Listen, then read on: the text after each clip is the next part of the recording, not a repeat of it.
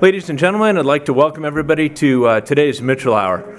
When we have an Air Force that is smaller and older than ever, sustainment is an incredibly important element because every piece of the arsenal has to work. We need it.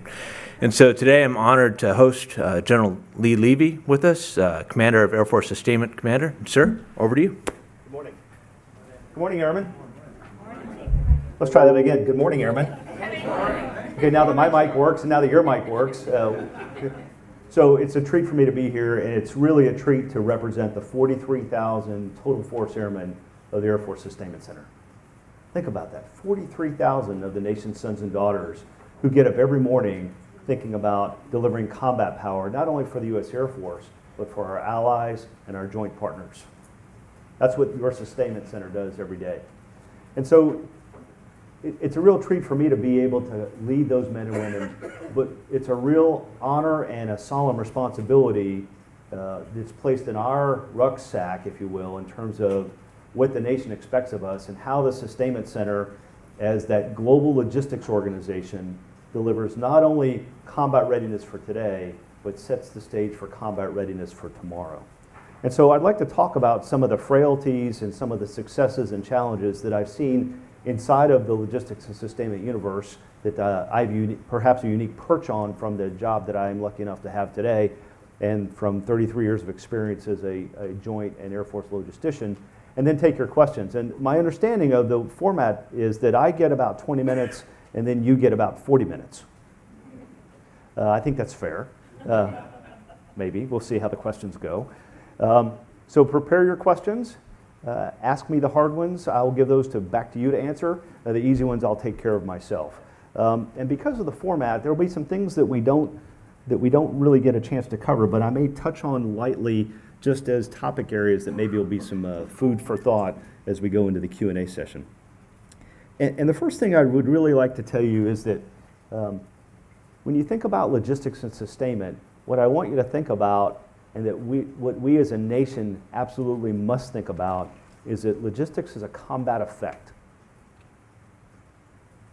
Think about that for a minute. When you hear certain discussions around this town, sometimes what you hear is that logistics is a cost driver. It's something that we have to pursue doggedly in order to drive down the cost so we can do other combat things. That's not necessarily incorrect, but it's also not necessarily complete. You've heard the phrase before, logistics won't necessarily win you a war, but it'll certainly cause you to lose one. And so what I think that it's important for us as an Air Force, and I certainly focus on this from my command and across the part of the portfolio that I'm responsible for, is logistics and sustainment is an effect. It sets the theater today. It helps us project power into a theater. It helps us open a theater. It enables us to sustain forces while fighting a theater, and then helps us reset the force for whatever the next obligation that the nation may ask us to fulfill is. And I think it's very important that we look at it that way, not just an expense item in our ledger, because when we do that, we make the wrong decisions. In reality, logistics is an essential piece of the kill chain. In fact, we often talk about it as the logistics kill chain. And it runs all the way from the factory, i.e. the industrial base, both the organic and the commercial industrial base.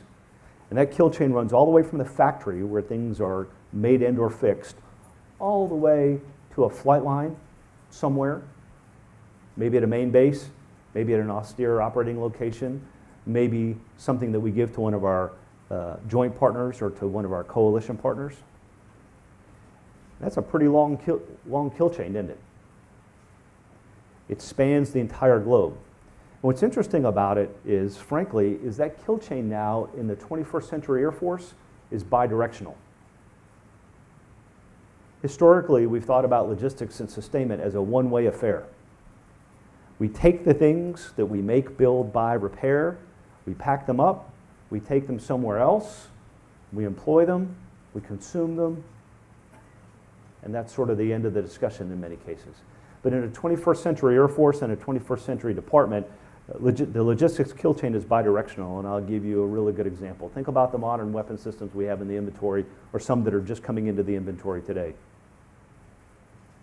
If that weapon system has a black box in it that needs to be repaired, long gone are the days where that black box was repaired at the location where it was broken. That black box is now going to have to come off of the platform.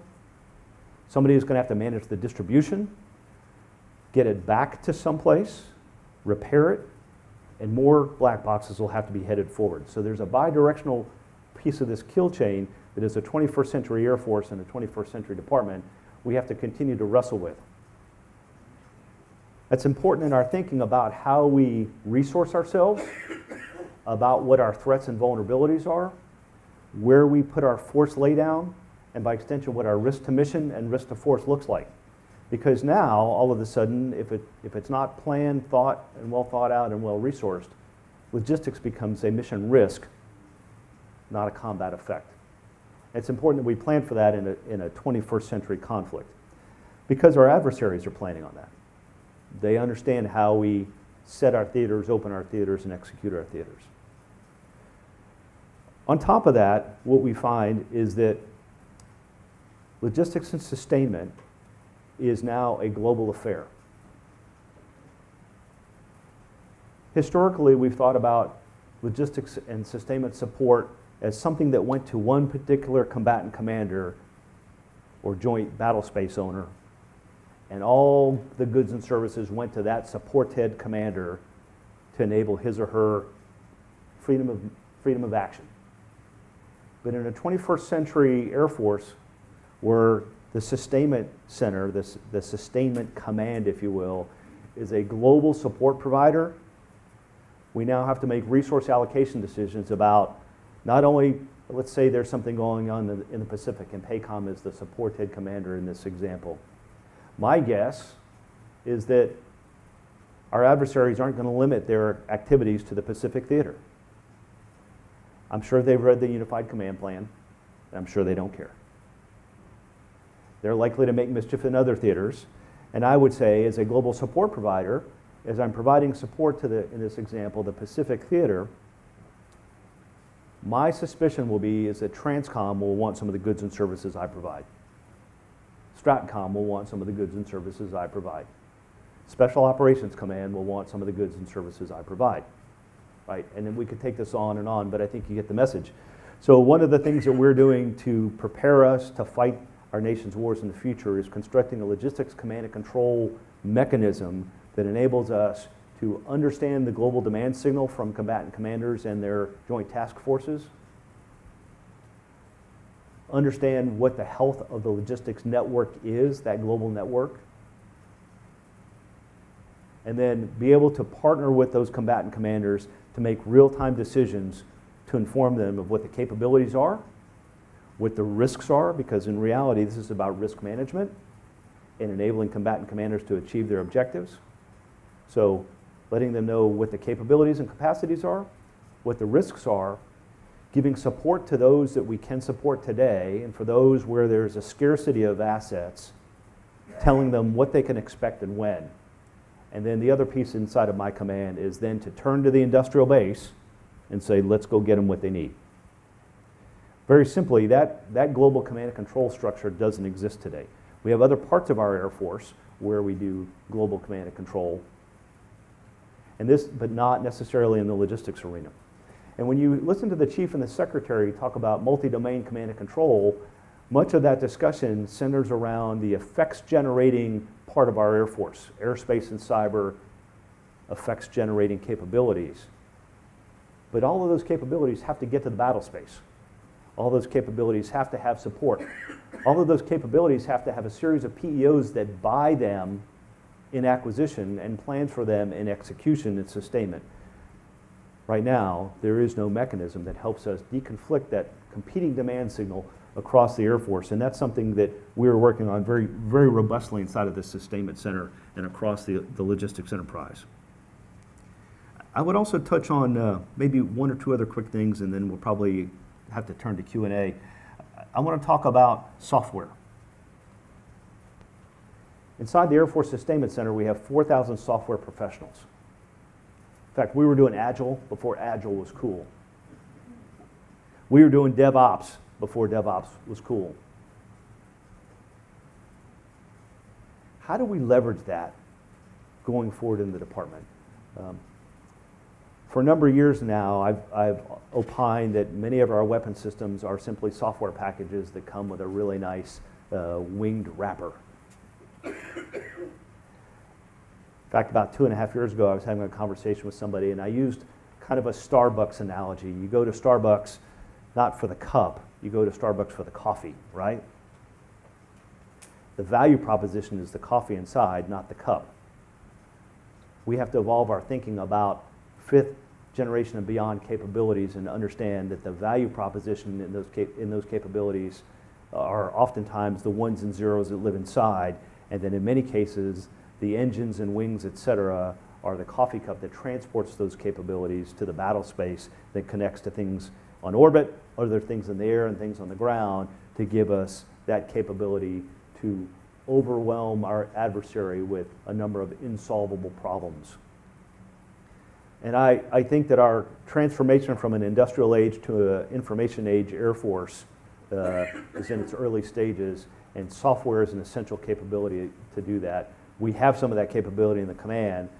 In my organization, we don't have enough of it across our Air Force, and I would offer that we perhaps are not properly structured in terms of fiscal policy, acquisition policy, sustainment policy, and intellectual property policy to give us the velocity and software that we need. Think about this. In modern battle, and that's part of sustainment, right? Being ready to fight tonight and being ready to fight tomorrow from a software perspective, not just a hardware perspective. So imagine this. We can do electronic countermeasures reprogramming fairly quickly in the Air Force, right? We recognize some adversary threats, some threat signatures. We develop some algorithms, and we can squirt those into some of our electronic countermeasure systems pretty quickly. We don't have that kind of agility across our entire software portfolio in the Air Force. And part of that has to do with how we structured our fiscal rules, our policy rules, and our acquisition rules. And I would suggest to you that as we move forward into the 21st century, where we become more and more software intensive, we have to migrate that way because our adversaries are migrating that way. Logistics and sustainment won't win you a war, but they can sure cause you to lose one. So I think that's really important. And then when you look at the source lines of code that are in an airplane today, we think of the F-35, right? But the KC-46 has even more source lines of code in it than the F-35 does. And that's just the airplane. Think about all the support equipment, all the test equipment, all the special purpose equipment, all the vehicles. I'll give you a great example. I'm of a generation, of a vintage, where my first car was a 1974 Chevrolet Camaro. And my 2 high school buddies and I, we could work on that car all day long with a Phillips head screwdriver, a pair of pliers, and a hammer, although I'm not really sure what the hammer was for. Not only that, all 3 of us could get inside the engine bay together and work. Any of you taken your car to the shop lately? When you take your vehicle into the dealer, what's the first thing they do? Plug it in, right? There's somebody who gets a computer, he or she plugs it in, they run some diagnostics algorithms. In some cases, they can fix it by reprogramming your car. Sometimes it tells them exactly what part they need to get, what they need to do. That's the kind of transformation we have to migrate to in terms of logistics and sustainment in our Air Force. And all that support equipment around the airplane, around the effects generating tool, also has to move forward from a software perspective. And then I'll wrap up with 2 other things that I would like to maybe have dialogue on Q&A about. One is the health of the industrial base, because as the person that owns the organic supply chain for the Air Force, I would tell you that the defense industrial base is pretty brittle. The supply chain is brittle. And a lot of what we talk about from a supply chain and industrial base perspective talks about what we have to do to buy new stuff, new weapon systems and new capabilities. I would suggest to you that if we were to go to war tonight in a great power conflict, we would probably fight with the things that are already in the inventory. And that part of the supply chain and the industrial base is even more brittle. In fact, Aaron Mehta had an article today about the defense industrial base. In fact, I saw it in the news clips this morning, and it says America's industrial base is at risk and the military may feel the consequences. And we can talk about that during Q&A. And then lastly, I'd like to talk about workforce. We've all heard of the 10 essential special operations forces truths, soft truths. And the first one is humans are more important than hardware. That's the same in the sustainment arena.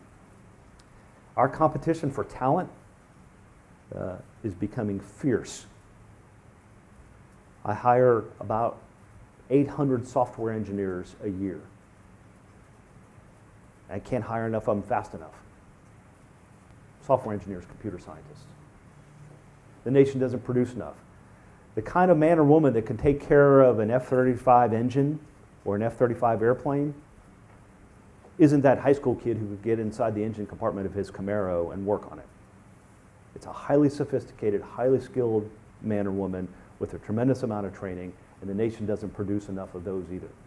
And so like we talk about a pilot shortage in the Air Force, if we don't think about workforce issues, we will face similar shortages for highly skilled talent that's in great demand, not only in America, but across the globe. And that's not a rapidly reproducible skill. That's another soft truth. Soft forces are not mass produced and not rapidly creatable, particularly in conflict. Some things that we should ponder as we try to steer our Air Force to be always ready and remain the preeminent airspace and cyber force on the planet. I could talk for about another 6 hours, but I wanted to show you one quick chart, and then we'll take some questions. I think we have some pictures in here. I love that picture.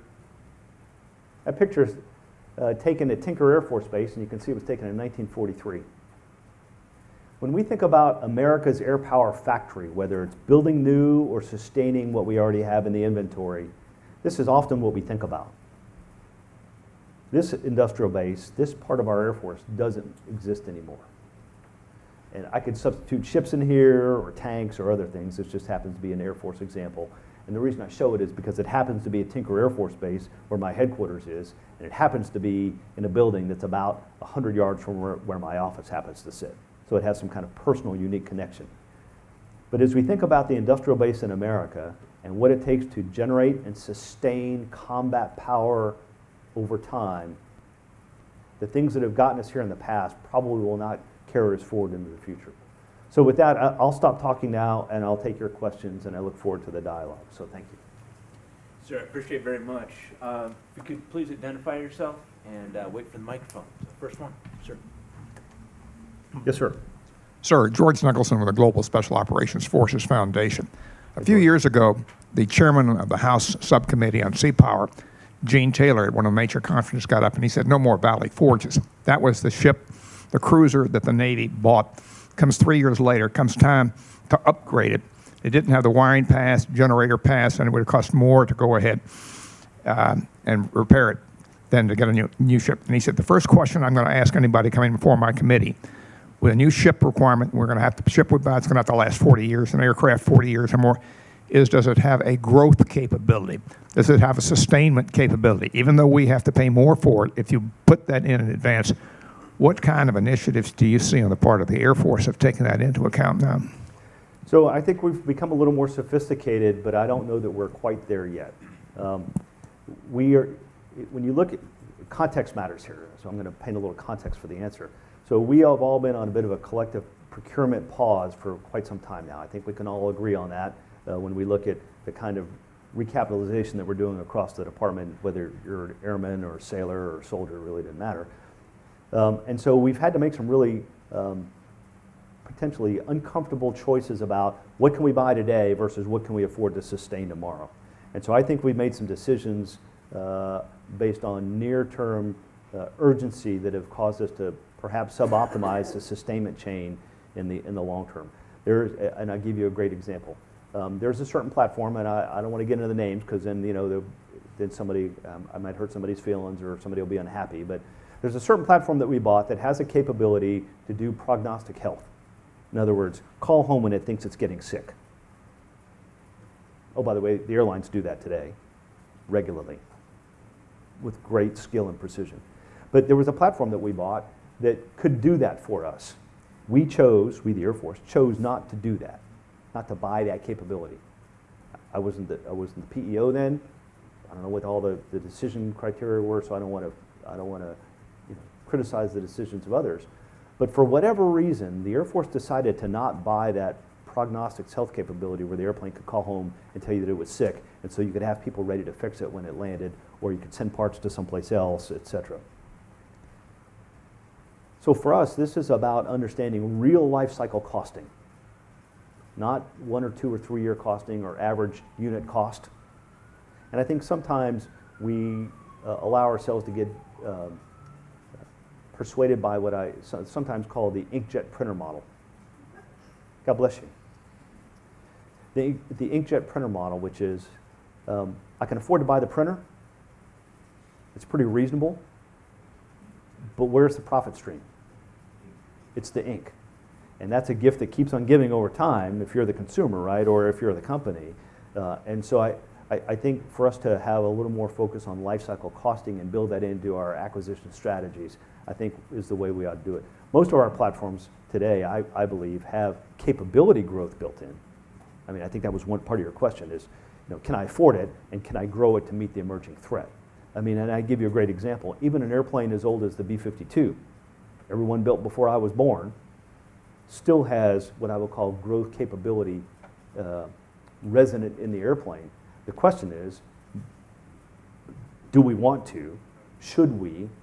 And does that make it relevant enough, not the B-52 specifically, but does it make that platform relevant enough in whatever the next fight looks like as we find ourselves back in the great powers competition, all that's old is new again? Is that really the right thing to do? And then put that in a more macro context of the kind of global effects that the chief and the secretary believe that we need to be delivering to the combatant commanders. So sometimes just because you can doesn't necessarily mean that you should, even if you had the money. So, and sometimes, and we're really good at this, is sometimes taking a platform view, right? And I would say it's not just the platform, it's all of the platforms, and it's the ecosystem, because modern platforms live in a much larger ecosystem. And if you can't upgrade and modernize the ecosystem, then it doesn't matter if you can upgrade and modernize the platform. I'll give you a great example. A couple of years ago, there was a Verizon TV commercial. And it was the guy, he had the cell phone, and he says, it's not me, it's about the network. And the camera pans back, and there's 50, 60 people, cherry picker operator and a customer service specialist and all that. That was the Air Force of, let's say, 20 years ago, 30 years ago.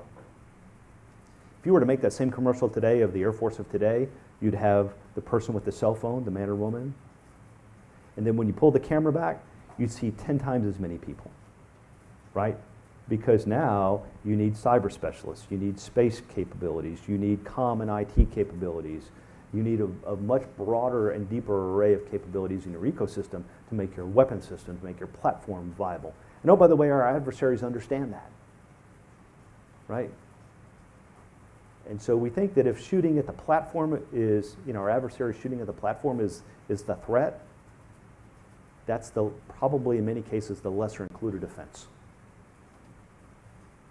And I'm not sure that we necessarily understand that piece of it either. Logistics is a combat effect, logistics and sustainment, but it's also a vulnerability. And how we compensate for that and mitigate that across the industrial base, across the logistics universe, the distribution network, all of that, I think will be really important in terms of how we give our Joint Force Commander and our national leadership freedom of decision making and a variety of options to fight and win our nation's wars. Next. Sir.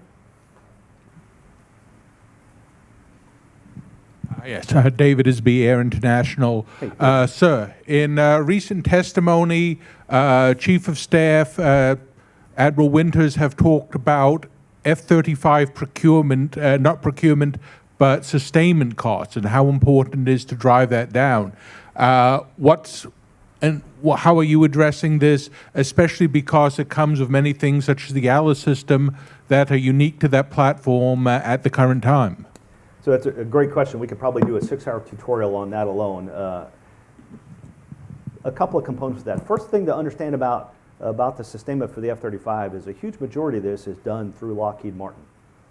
And that's the contractual arrangement that the department has made where Lockheed Martin does a huge amount of the product support. Now, to sort of paint an interesting picture for you, at Hill Air Force Base, which is one of my installations, my team does F-35 work there. We do it under a public-private partnership with Lockheed, but Lockheed has the lead. They have the engineering, they have the supply chain, all those sorts of things. So to your question about how do we drive down the cost, I know that the department is now talking about alternative management structures. I also know that it's putting a lot more energy into adding depot repair capabilities. And I think that, and you see this with all new weapon systems, what's going to break when and what repair capabilities do you need? There's some art as well as science in there. And I think you'll see the cost of that come down over time as those repair capabilities get stood up. Initially, I think the place we found ourselves in that we didn't like was there wasn't the depth of repair capability, so we had to go back to the manufacturer of that component. And now that manufacturer was faced with a dilemma. Do I take this one component and do I give it to them to make a brand new airplane? Or do I give it back to the field for reinstallation on, quote unquote, a unserviceable aircraft? So I think you'll see that improve over time. And then the second piece I would say is, as we think about cost reductions, and analysis is an entirely different discussion, I'll come to that in a minute. As we think about cost reductions in F-35, cost per flying hour, I want to make sure we don't shoot at the wrong target or chase the wrong rabbit here. As we look at cost per flying hour, we have to look at capability per flying hour too. Because you can make cost per flying hour decisions that are operationally deleterious. And I know for a fact that's not what's on the chief's mind. Chief wants to drive down the cost of operating the F-35.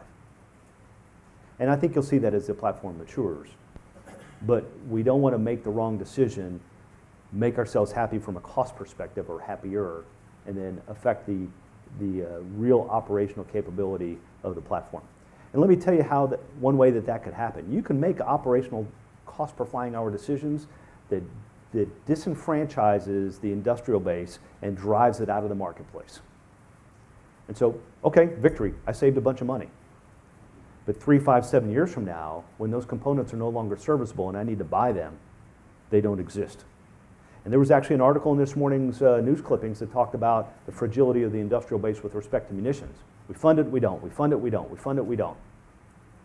We could talk about the why, that's not really relevant, but companies make business decisions based on that. We show up and we say we want to buy a bunch, and they say, thank you, that'll be some amount of time while we recapitalize our facilities to get you what you need. So part of this is to be thoughtful and sophisticated about how we drive down cost so we don't have unintended second and third order effect consequences. Alice, another 6-hour tutorial. An architecture that's wrong for the time, a piece of software that I think was really designed more for configuration management than operating a weapon system. But, you know, our department leadership did the best they could with what was available at the time. I know there's considerable discussion about re-architecting Alice, reinventing it in a different format. I'm not part of those discussions day in and day out, so I don't want to speak out of turn. But I know it's got all of us very, very focused. I would also tell you, so back to the decisions you make and how you have to live with them. Alice, when we, the department, bought Alice, what we didn't buy was a wholesale sustainment capability in Alice. You call it depot. I'm not a huge fan of that term because I think it doesn't really cover the complex maintenance, repair, and overhaul that happens with our airplanes and our weapon systems. But we didn't buy that, quote unquote, depot capability in Alice. So if you were Delta Airlines and you bought a 737 and you bought software from somebody that allowed you to operate the airplanes from Atlanta or Detroit or Salt Lake City, but you didn't buy the part of the software that allows you to sustain the airplanes when the airplane comes in for A check or B check or C check, you'd probably be in a really unhappy place. And you'd probably have to do a lot of expensive workarounds that not only cost you money, but cost you time. And for us, time is money, time is readiness, readiness is money. That's sort of an analogous place that we find ourselves in inside the department. So, sure. Good morning, sir. Wing Commander Neville Clayton from the British Embassy, and thank you again for coming to our conference last It's an honor month. to be with you. Happy 100th anniversary, Airman. Thank you, sir. I'd like to talk about partnership. We've got a great partnership now in the British royal family recently between our two great nations. Indeed. So how do you think we can build on this further from a point of view, particularly F-35 and basing? I personally think we need to be more ambitious and work more closely. It will bring efficiencies and will improve operating such platforms. But I'd be interested to hear your views, sir. You bet. Well, so how can we improve that interoperability? Sort of additional royal marriages, which I'll leave that to somebody else to sort out. I think there are a couple of opportunities. Pretty soon we'll have F-35s at Lakenheath. The Dam Busters just stood up, so congratulations on resurrecting a great squadron, a really significant historical event. And for those of you who aren't well acquainted with that, you should become well acquainted with that. I mean, this is a piece of our international air power fabric that we've reconstituted by bringing the Dam Buster Squadron back and making them an F-35 unit. But at Marham and at Lakenheath, I think you'll find some natural synergies up and down the A11 as they commute back and forth to one another. The discussion between the allies will be, how do we want to be different than the current program of record construct? That's kind of a squishy answer. But the original 9 partners, if you will, that signed up for the F-35 all basically said, we agree to this global support construct. If we want to migrate away from that, we'll have to make some conscious decisions at the national, bilateral, allied, treaty level, however you want to slice that. But I have no doubt that over time we'll figure that out, because my observation as a joint and allied airman over the years is that we and our Five Eyes partners always find a way to partner extraordinarily closely together.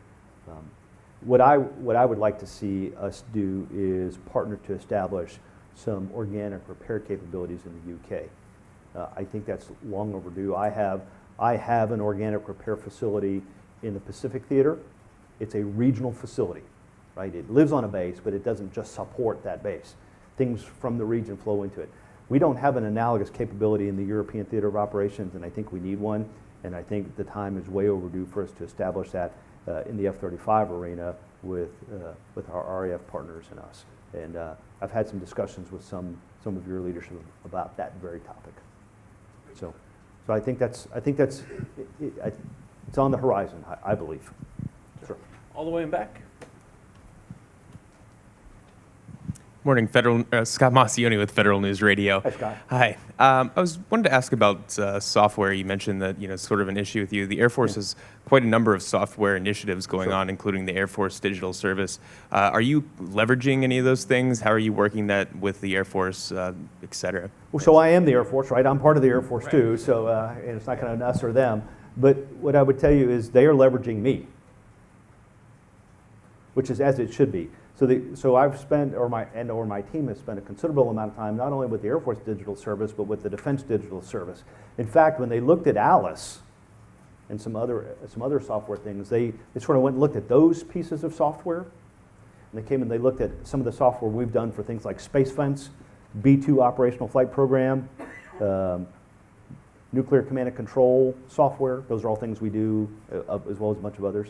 And they've benchmarked off of us and have actually recommended that in many cases, some of that work move to the organic software universe, if you will, because the capability is there, the technical sophistication is there, and in many cases, significant cost savings are there. I think the larger issue, frankly, is intellectual property. And to me, that's sort of the challenge we have to work our way through here in the near future. We buy intellectual property. I'm going to talk at a much higher level, not just software. We buy intellectual property in discrete segments based on the PEO and the program.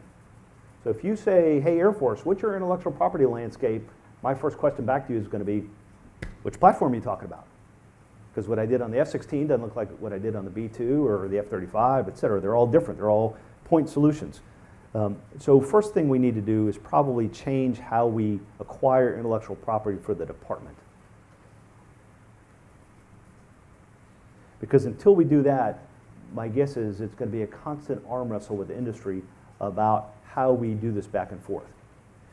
And just so we're clear, because sometimes when I say this, people say, oh, well, that's not very supportive of industry. It's actually incredibly supportive of industry. In order to have the Air Force we have today, it's a three-legged stool.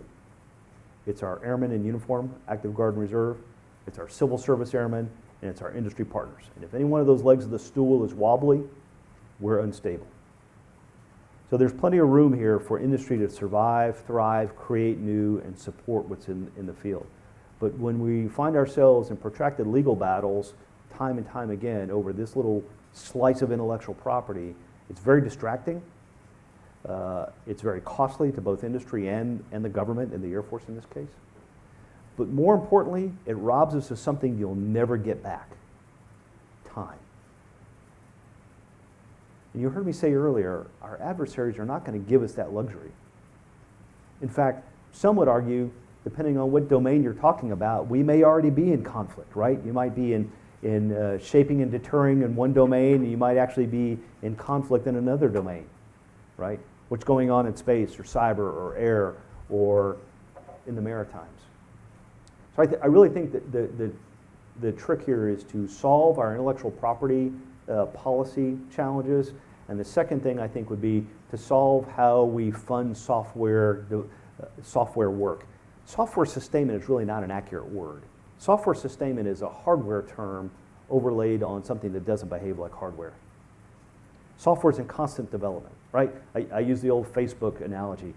If you have Facebook on your phone or Weather Channel app on your phone, you get a new app or an update to your app every week or two, right? It's just part of life. And they see little bugs, little tweaks, little enhancements. They do them, they push them out. We don't behave that way in the government, right? We want exquisite requirements. We want multiple colors of money, appropriated many, or planned for, palmed for, and appropriated, that are in discrete segments that behave just like milestones do for hardware development. And how's that work out for us in terms of hardware fielding, right? And if time really matters, that applying the hardware acquisition model and funding model on top of the software universe is sure to disappoint. Speed matters here. Speed to target, speed to effect, speed to victory. So, Sure. Larry? hey Laura. I wanted to ask you about the memo that General Polakowski sent to the Sustainment Centers recently following the recent mishap, the C-130, asking you to take an out-of-cycle look at some of the maintenance data you've been collecting for trends. Right. Have you collected that data? Have you come to any conclusions that could help us with this mishap crisis that we're facing? So, short answer is yes. So we did always things that my boss finds interesting, I find fascinating. But first, let's talk about the loss of life. So there were 9 airmen on that airplane. That was somebody's son or daughter, brother, sister, husband, wife, etc. Those were 9 American airmen that those families now are missing. So we take this business pretty seriously. You should also know that I operate 3 flying squadrons and a flight test group. So we fly lots of sorties in my organization regularly. And it's not lost on me that that's somebody's son or daughter getting in that airplane to go fly it after we've done extensive maintenance and modification. So, but more importantly to your question, we're still in the middle of that review. But from my slice of the portfolio, I want to make sure I stay in my piece of the universe. From my slice of the portfolio, what we have not found anything that we didn't already know. And I don't mean that glibly, so please don't interpret it as that. The challenges with sustaining aging airplanes are fairly well known to us. We don't take unnecessary risks, either in sustainment or in aviation. And if I or any of my team thought the aircraft was unsafe to fly, we wouldn't put somebody's son or daughter in it. It's that simple. That said, as you and I have talked before, this is an inherently dangerous business. And we should be always mindful of that. My observation over the years, both as an airman, as a logistician, as a person that owns flying operations, is that we are very thoughtful about the safety of our platforms. And we don't take unnecessary risks. And that our risk management and decision-making methodology about what risks we're willing to accept is pretty robust. It's driven by a MIL standard. I don't know if you all know that, but a hazard risk index. So we're still in the middle of it. I wouldn't say there are any surprises if that was kind of your question. But it's something that we look at continuously, and we always, so in my organization, we do set of process controls, right? Working on airplanes, taking an airplane apart, putting it back together and going fly it, that's a bunch of very hazardous processes, right? So there's things that go wrong with the airplane because it breaks, and there's things that can go wrong with an airplane because somebody does something wrong. So we go through those process control methodologies very thoroughly annually to try to drive the risk as close to zero as we possibly can. That said, I will tell you the airplane always gets a vote. And I don't know that we always understand that either. The airplane, and many times the airplane gets 51% of the vote, whether we like that or not. And in an Air Force where the average fleet age is 28 plus years, they vote a little more often. So if I could follow up then, what has changed since last year? In what sense? In terms of the mishaps, since the rate of mishaps of Class A manned aircraft mishaps has gone up in the past year. So you asked me this a couple of weeks ago when we were talking, and I told you that the chief has asked the Safety Center to do a comprehensive review of Class A's. And so I haven't seen the results of that. So the short answer is, I don't know. So I don't want to speak out of turn and give you an answer that's not grounded in fact.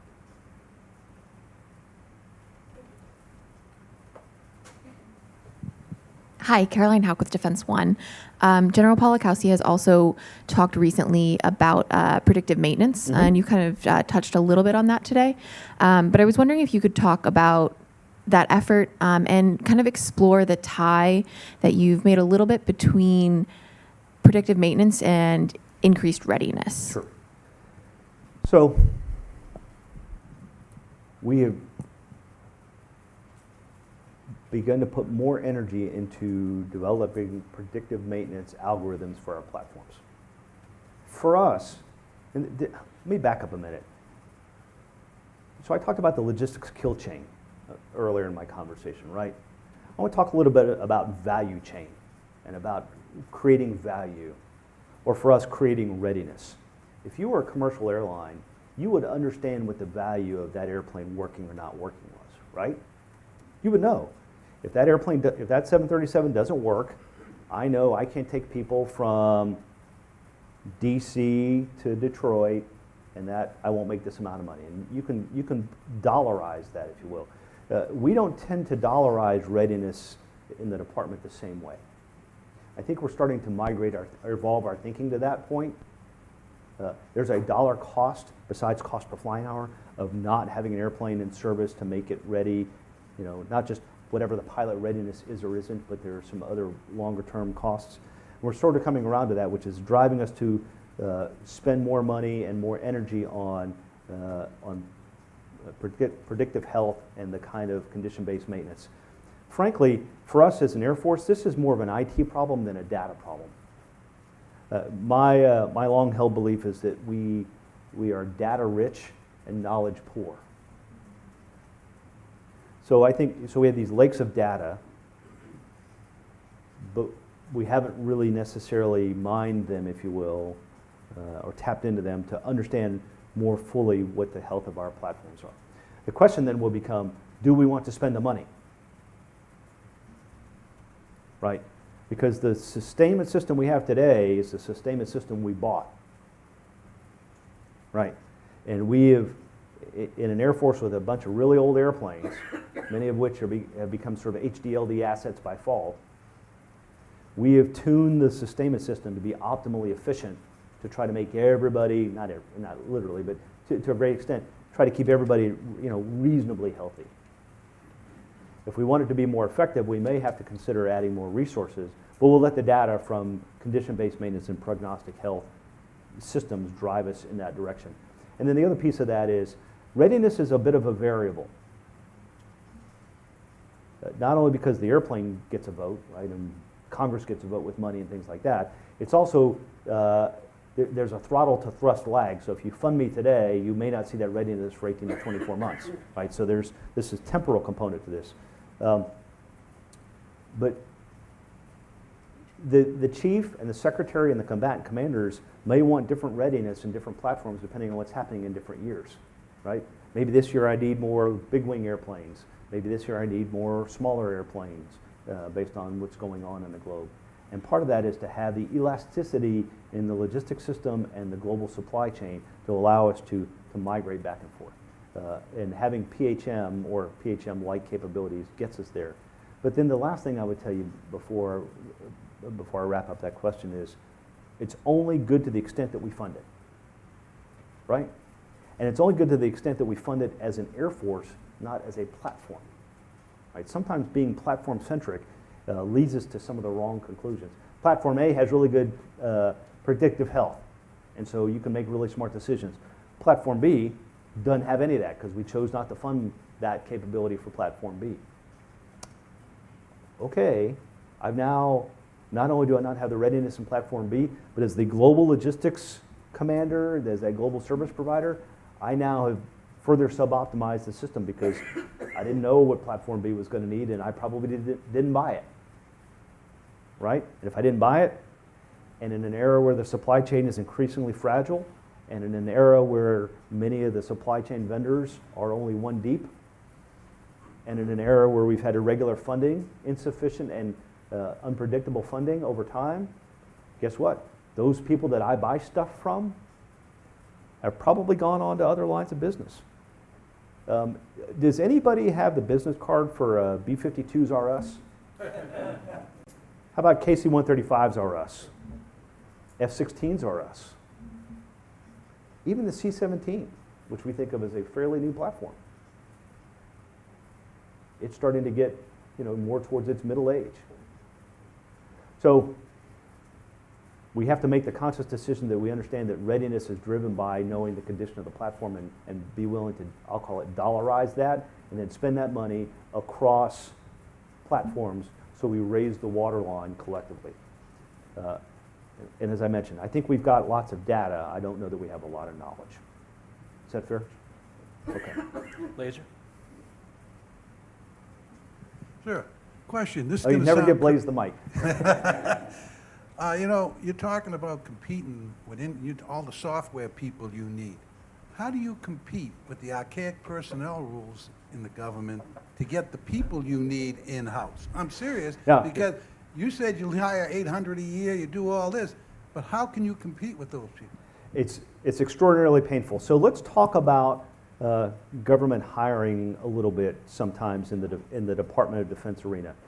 I think sometimes our civilian hiring, it's not nearly as fast as we want, and we've had great support from Congress on getting direct hire authority for part of the team, not all of the team, and we've been working with Congress to improve that exactly. But we need, it's sort of like saying you can direct hire the quarterback, but you can't direct hire the offensive line. So that may not get you where you want to be, right? Everybody on the team is important. You need to be able to get them all, out of the huddle and onto the line of scrimmage at the same time.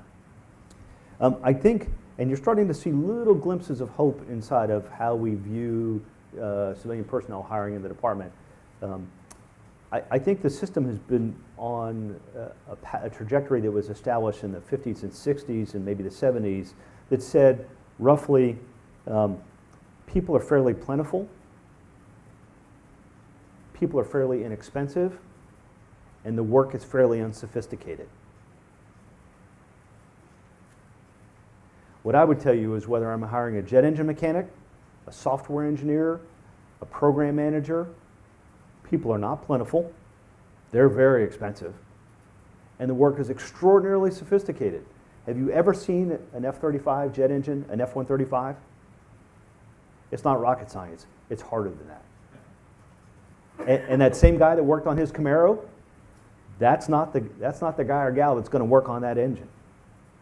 And so I think, like I said, I've seen some cracks in this about how we hire for the software engineers specific. So I want to address that, Blaze, because this is important. We have a lower turnover than industry. Once we get them in the door, they stay. We don't pay as much, but I spend a lot of time and energy recruiting. I have teams of recruiters that do nothing but travel up and down the East Coast, the central part of the United States, and the Rocky Mountain states to recruit software engineers. And it would be a lot easier if I had the hiring flexibility that an industryman has, who says, hey, you're a junior in college. I'm going to make you a tentative offer. Yeah. We got to get there. The other services do. Yeah. Don't. That's why I said how about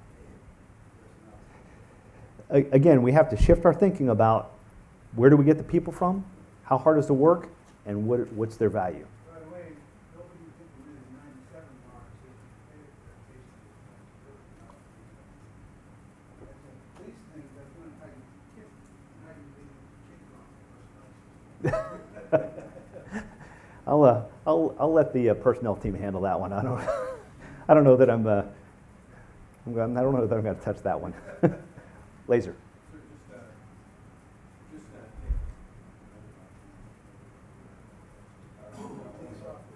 All right. There we go. Sir, taking a strategic look. So Yes, Sustainment Center was created out of reorganization of AFMC, obviously trying to increase readiness, reduce costs. So as you look back where you are now, have we achieved any of that? And what are the problems that you see that we need to tackle to continue to improve? Great question. So I would think by most measures of merit, the Sustainment Center, what we call sometimes in Air Force Materiel Command, the 5-center reorg that resulted in the Sustainment Center and the things that global logistics and sustainment commander that we created, I would say it's been very successful. We've saved upwards of $3 billion. We've returned that back to the Air Force to do things, either recapitalize the Air Force or give back to us to do other weapon systems modernization. Great example, C-130s by some of our process improvements and acting as an enterprise. Because remember, I'm really a $16 billion a year multi-state enterprise, right? In fact, I tell people, if Robins Air Force Base in Georgia sneezes, Hill Air Force Base in Utah catches cold. They're all interconnected, and that's one of the only parts of our Air Force that operate that way. But by being able to operate with a 3-star CEO, if you will, of this profit and loss, we've been able to drive a lot of cost out. And in the case of Robins, we drove out cost, drove up profits, if you will, gave that back to the Air Force, who turned right back around and said, hey, we had a bunch of C-130s and we wanted to put large aircraft infrared countermeasures on, LARICM, but we didn't have the money, but because you guys saved us a bunch, here's that money back, go add LARICM to these bunch of airplanes. So I would say that from that measure, it's been very successful. I would also say from a setting and opening theaters, it's been successful. So part of the command we don't talk about is our supply chain operations wing, which is our sort of our operational logistics arm, and how we work with combatant commanders and components to do things like put the right war reserve material in position, to go back and be as the person that advocates for logistics and sustainment funding inside of our corporate funding process to get money so we can set theaters. We've been incredibly successful there. We've saved millions and millions of dollars on our vehicle procurement by being able to bundle that better. And if you need a fire truck or a bulldozer or a sedan, because that's what you need at your base, we've been able to drive up the capability in that space as well. So I think by most measures it's been successful because we have one person that's responsible for the logistics and sustainment enterprise. That said, there are some friction points where it doesn't always work as optimally as we would like. And sometimes what you see is, part of this is, I do a lot of work for the Navy, the Marines, the Army, and 63 FMS countries, as well as other parts of the U.S. government. They operate at a little bit different tempo sometimes. They don't always get their funding, and sometimes at the same sequence that we get our funding at. And then sometimes what you'll see is different PEOs inside of our PEO structure have different desires for different outcomes. Each one of those organizations I just described is very focused on its outcome, right? It's very focused on its thing or its platform or its small collection of platforms. My command is focused on everybody's platform. And so there is some vertical siloing versus horizontal global integration that creates some friction points, but we work through that on a day in and day out basis. And then the other success that I would offer is that it's allowed us to understand that we don't have a global logistics command and control mechanism. And so the chief has charged us with putting that together. We've developed the concept of operations, and we're moving forward very briskly. So we can, and this is about warfighting laser. It's about readiness and warfighting and war winning. Because if I have 3 people and 2 demands, somebody's not going to get something today. Wouldn't you like to know that? First of all, wouldn't you like to have a mechanism that figures out who are the 2 people that are going to get it and why, and the person who's not? Wouldn't you like to know that so you can make another plan? You ever take your car to the shop? They say, sorry, we don't have the parts. It's going to be 3 weeks. Why don't you call a taxi and go home? Yeah, that's not a very satisfying answer. But you'd certainly like to know that before you took the car into the shop. Hey, I'm not going to have parts for you for 3 weeks. Can you drive your car a little bit longer, or maybe we can find a way to get you a loaner instead of getting a surprise. That's the global command and control system that we lack in the Air Force. The global service providers, 18th Air Force does this for air mobility platforms. What I'm talking about here is something analogous for the logistics space. And it's bidirectional, right? It's from the factory or the flight line, or the factory or the air logistics complex to the point of utilization. And if that's a repairable item, when it comes off, somebody's got to manage that back and forth, as well as then turn back to industry and manage with industry what we need from them. And part of this is also underpinned by what I would call a different industrial-based policy that the nation really needs to give some long consideration to.